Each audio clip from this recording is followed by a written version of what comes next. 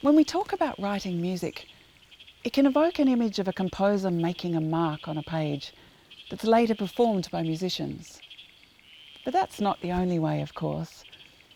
And some would think it's actually a pretty eccentric way of working.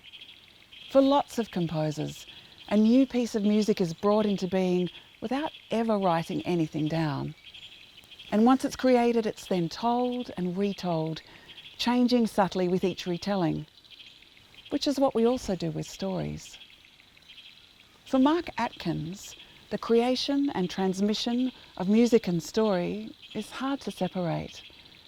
A virtuoso didgeridoo player, Mark has performed around the world with luminaries from the classical music tradition like Philip Glass and the London Philharmonic.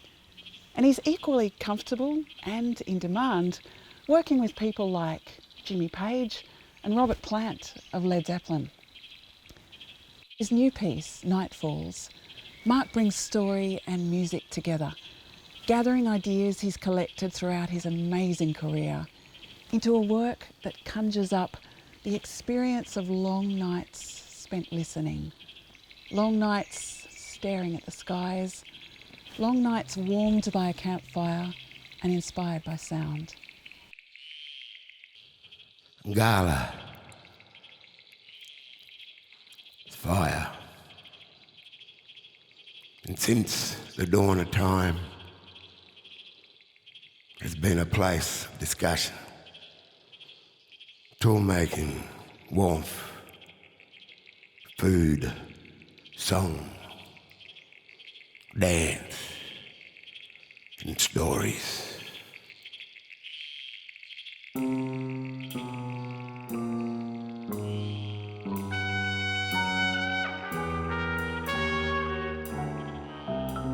What's beautiful about this project, I think, is the combination of the spoken word, which is, of course, so compelling, and we listen to voices in a very particular way. And at the same time, I think the music is given equal status in terms of its capacity to communicate. And to tell stories. And to tell stories. So what I feel happens here is that Mark brings us into these landscapes and these events, and then Erkki and all the musicians open those events out into larger landscapes, wider landscapes. That's why I feel like this piece it's epic. Yeah, it is epic. And it's also incredibly so intimate. Isn't it?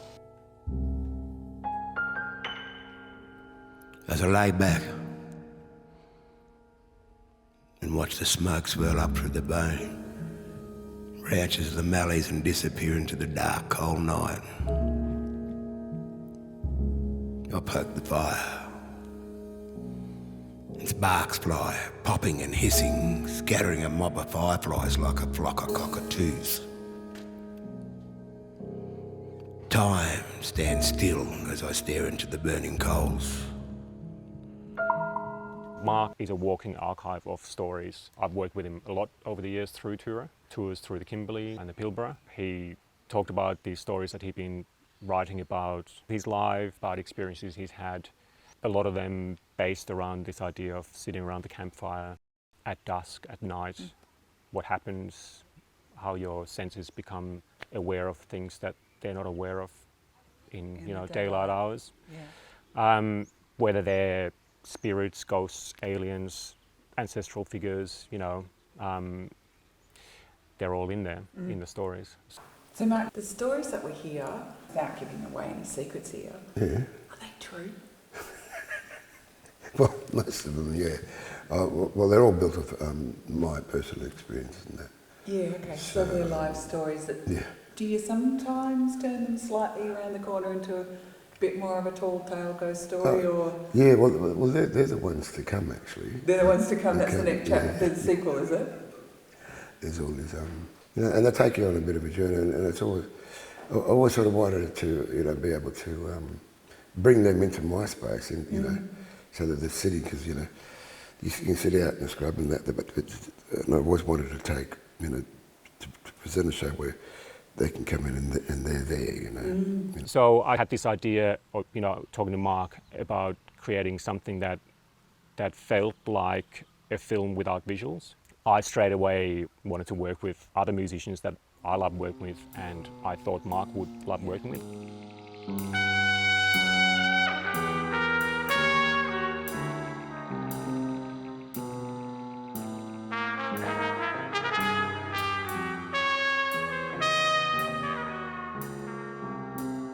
The original idea was that the ensemble would be on stage. They're all great improvisers. We could sort of create kind of a soundtrack around Mark's stories. I was working out in the station a long time now. I just crawled into my swag one night. And it wasn't bloody long, I was asleep. But I woke up feeling like someone or something had disturbed my sleep.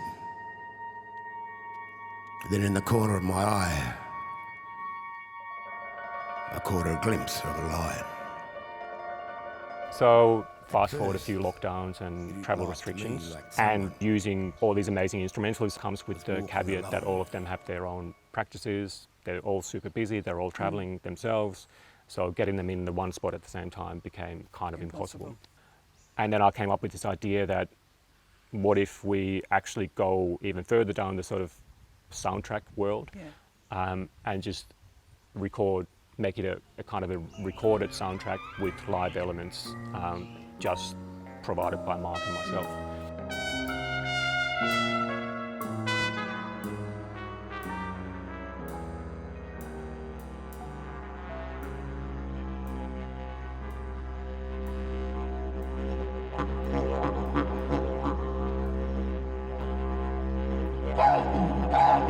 But I still wanted to stick to this idea of a semi-improvised, or having everyone contribute. I really view everyone as being a co-composer on this project who's played in the ensemble. And that was an interesting experiment, which really has that kind of improvisatory quality. So each player has a request or is invited to join the not just the project but the process, weren't they? So everyone's given some stories, some sounds, some scores, and then license to contribute. Exactly, yeah. So the common element really was that we had demos of Mark's stories, so everyone was able to improvise to those. I do a little bit of sort of live Foley with various objects I find here. There's sticks and stones, and I've got a cymbal that I can use as a kind of resonating board. Foley basically is an improvised score of sound effects. And they give an impression of things that are happening actually in the space itself. Singing songs of magic and mystery, and of a time where time began.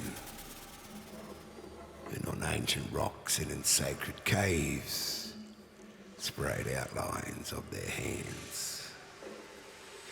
And then, one day they saw a ship, and then a white-skinned man. They didn't know it straight away. The shit that just hit the fan. There is a real difference in quality between sound produced live and pre-recorded sound, and both have their advantages and disadvantages, or they just have a different sense in the space. So the idea of creating some of this Foley live rather than pre-recording and being able to control it, and also the thing about anything live is that things can go wrong, and I think that's a really important element in performance. I mean, in life itself, but it's it kind of takes away that full control, which I think is really important, and that's kind of, I guess, what I wanted to keep in the show, seeing as we can't have the whole ensemble.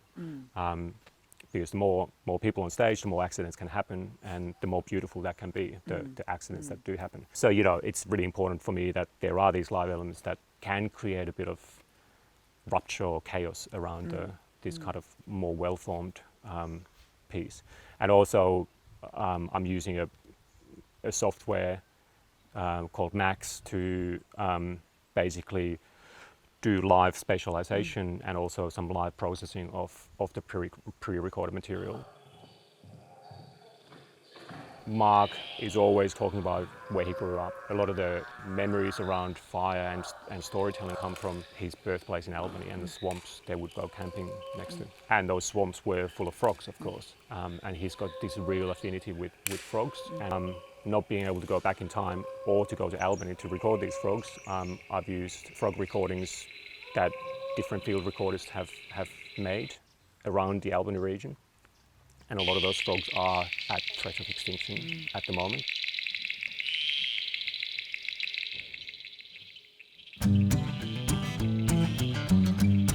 How did it come about? Did you start with that guitar riff? Did you start with someone you overheard at a bus stop? No, we used to live at the back of the swamp. And then, because it was back in the 60s and my mother and all her people weren't allowed to move from one place to the other, so they weren't allowed to visit. So, and the swamp was the safe place. Otherwise, the coppers would get them, beat them up, and take them back to the stations and missions and stuff. Yeah. And they had to get permission to move there. But anyway, the song. So it's about that, and when we was kids growing up there, and that's why I mentioned. Then there was Pop and Nan and Mum and Dad and uncles, aunties, cousins, nephews and brothers and sisters and an old camp dog chewing on someone's shoe. When I first played this, the kids came in and said, "Oh, Uncle, can you play that prog song?" And then I was playing it to them because they loved it. And then my niece came over and said, "Do you think that's a good song to sing for the kids, Uncle?" So what do you mean? She said, "Well, a bucket, bong and line." I said, "No." Bucket, bong and line. And I said, no. I'm talking about juggies. And juggies are, you fellas are called crawl bobs or what do you, yabbies and that. Oh yeah, yabbies, yeah. So it was a bucket, bone and line. Okay. So,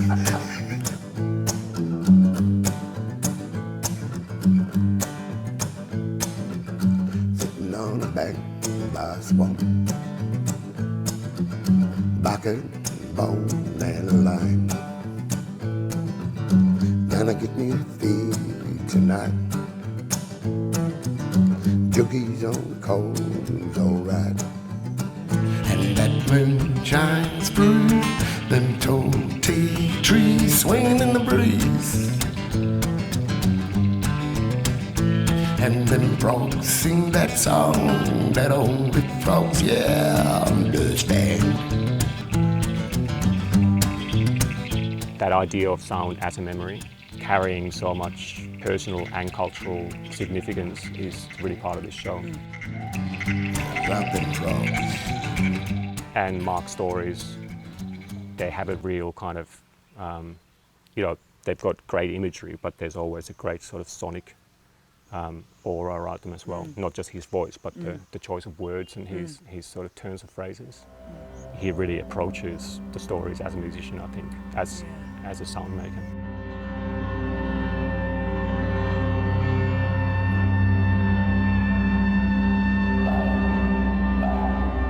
Mark tells a story and then he begins playing the didgeridoo, and the music of all of those collaborators rises up underneath, and you literally feel an opening.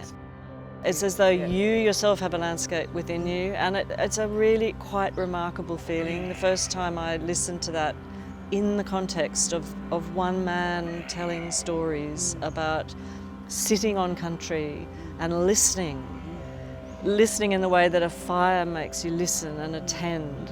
And without having to make any effort, the world just produces its own vibrations and its own sound.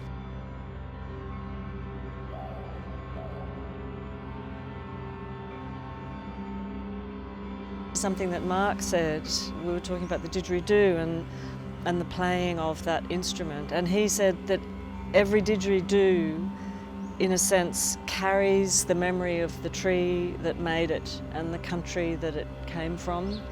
And what that means to him as a player is that it speaks its own language. The earth comes up into the tree, which enters into the didgeridoo, which then enters into the player. breathing a story into an instrument that is already capable of storytelling. And all of that ultimately reconnecting with place and deep time